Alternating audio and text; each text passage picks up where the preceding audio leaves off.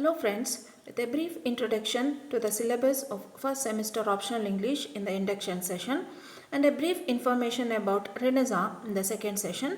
Now we will learn about Reformation, a 16th century religious movement that aspired to bring about reforms in the Christian church. The topic of this session is Reformation, definition and its features. The learning outcomes of this session is to use the knowledge you have gained to answer the questions about the impact of Reformation on English literature. It also ensures that you can understand the emergence of Elizabethan rule.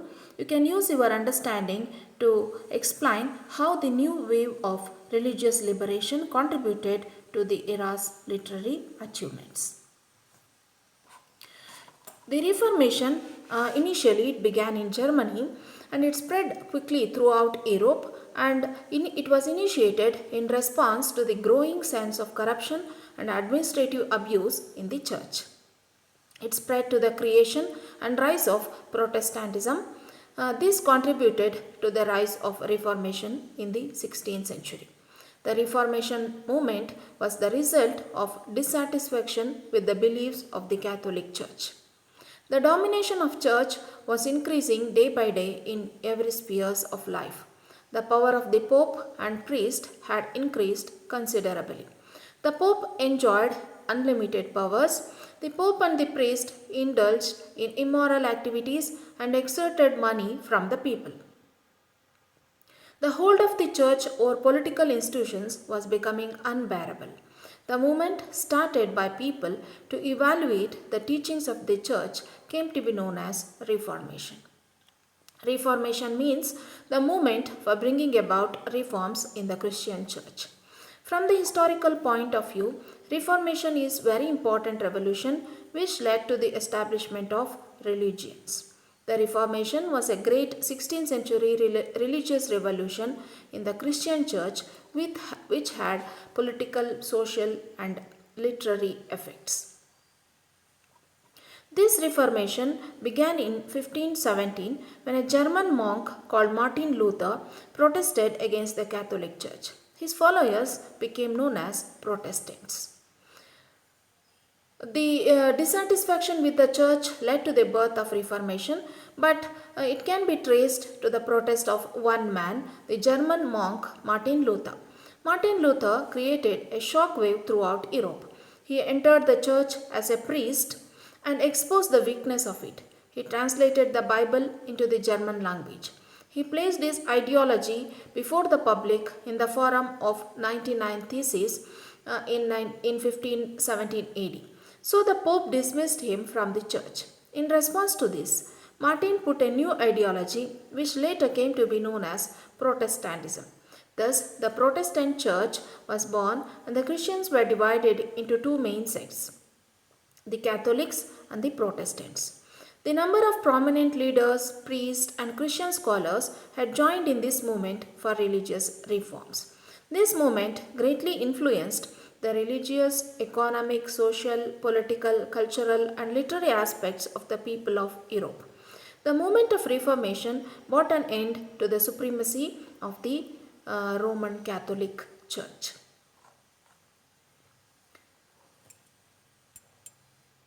The causes for Reformation are initially dissatisfaction with the Catholic Church. In England, the Reformation began with Henry VIII's quest for a male heir. Henry VIII wanted to divorce his wife Catherine of Aragon so he could remarry. The English king declared in 1534 that he alone should be the final authority in matters relating to the English church. And so he got that permission with the dissolution of monasteries. So this dissatisfaction with the Catholic Church and Henry VIII's desire to obtain a divorce and Catholic Church's refusal to grant him and the political ambitions of the members of Henry's court, these were counted as the several factors which contributed to the rise of Reformation. One of the key policies of the Reformation was dissolution of the monasteries from 1536 to 1540, and this put an end to the corruption of the religious establishment.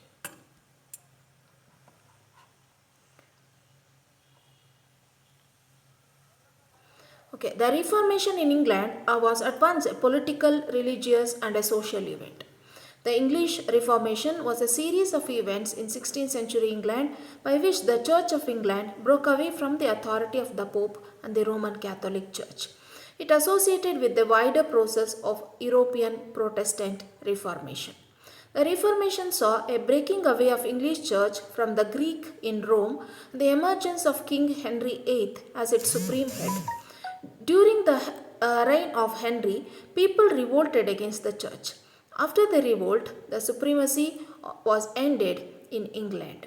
Thereafter, national church was established. The king was made supreme governing authority of the church. The king dispersed the monks and priests from the church. The action was welcomed by the people and parliament. The national church continued to exist in the reign of Edward VI and Queen Elizabeth I. Therefore, people were now free to practice religion according to their wishes. After Henry VIII, the Protestant Reformation was carried on by his young son Edward. Edward angered many of the Catholics left in England by pushing many changes within the English church. Mary Tudor, the daughter of Henry's first wife, took the throne.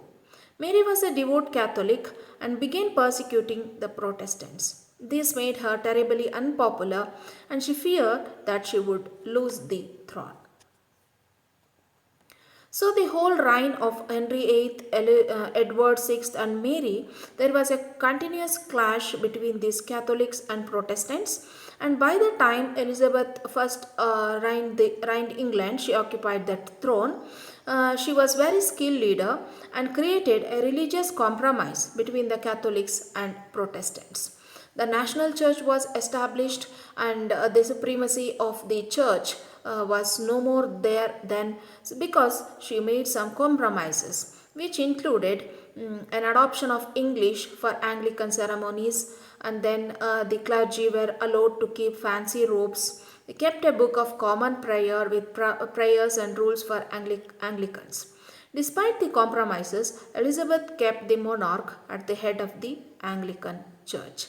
Even though the church was denied certain facilities and it was seen to be a compromise, but even the monarch was placed higher than the Anglican church. The impact of Reformation or consequences of Reformation. Ultimately, the Protestant Reformation led to modern democracy, skepticism, capitalism, individualism, civil rights, and many of the modern values we cherish today. The Reformation was a great 16th century religious revolution in the Christian church which had a notable literary effect. The impact of Reformation was deeply felt in the literature of the 16th century.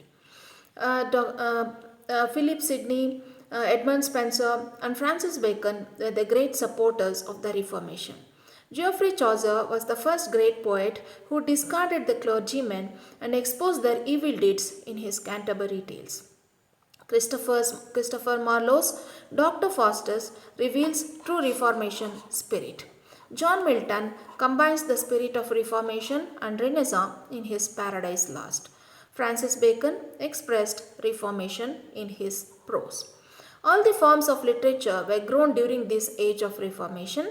Drama attained better heights during this period. Other forms of literature like songs, lyrics, sonnets, poetry, lyric poetry, etc. were written during the Reformation. And England came to be known as nest of singing birds. The Protestant Reformation increased literacy throughout Europe and ignited a renewed passion for education. The Protestant Reformation made the Bible accessible to the lay people. This Reformation afforded women leadership and influence of them in the church. The Protestant Reformation helped the spread of literacy across the continent. Some of the important results of this Catholic Reformation were the church began to question itself and it implemented certain reformations, the Catholic Church. It stopped this rapid spread of Protestant religion. Even the Catholics now begin to reform themselves in order to stop the spread of the Protestant religion, and they returned the church to devote piety. And they remained divided between Protestants in the north and Catholics in the south. And hundreds and thousands of them were killed by religious attacks and witch hunts. So these were the clashes of between Catholics and Protestants. Okay, now to conclude, the 16th century holds an important place in the history of England. There were two revolutions during this period that has changed the face of European history. One is the Renaissance and the Reformation, which prepared the background for the emergence of modern Europe. Reformation ended with separation of many European nations from the Church of Rome and becoming the basis for the founding of Protestantism. One critic, George Gillespie, remarks, Reformation ends not in contemplation but in action. In short, Reformation was the start of intellectual progress. It awoke sleeping men and filled the minds with pure Christianity. It abolished the corruption of the clerics, and also the political powers were given to the House of Commons. Okay, now dear students, you have some references here wherein you can have a look or a much detailed learning about this concept, Reformation as a movement that influenced the literary growth of this period. Thank you for watching this video. We shall end this session here. Thank you.